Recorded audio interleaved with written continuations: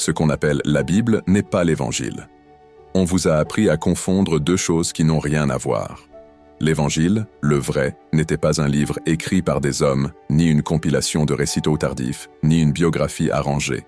L'Évangile était une révélation transmise à Jésus, fils de Marie, comme la Torah l'a été à Moïse, comme le Coran l'a été à Muhammad. Mais cet Évangile-là a été perdu. Ce que vous appelez aujourd'hui la Bible, ce n'est pas l'Évangile.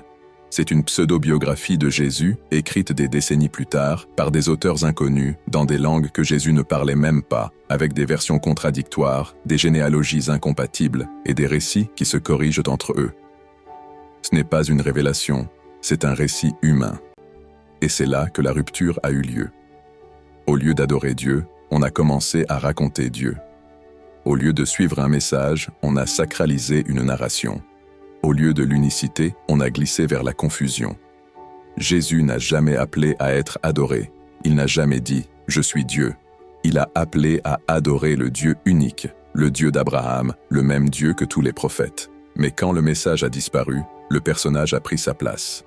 Alors Dieu, dans sa miséricorde, a révélé de nouveau un livre, préservé, transmis, mémorisé, qui rétablit la vérité, qui rend justice à Jésus et qui ramène tout à l'essentiel, un seul Dieu.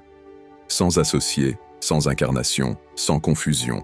Ce message n'est pas une attaque, c'est un appel au retour, pas vers une religion ethnique, pas vers une église, pas vers une institution, mais vers Dieu, tel qu'il a toujours été adoré avant que les hommes ne compliquent tout.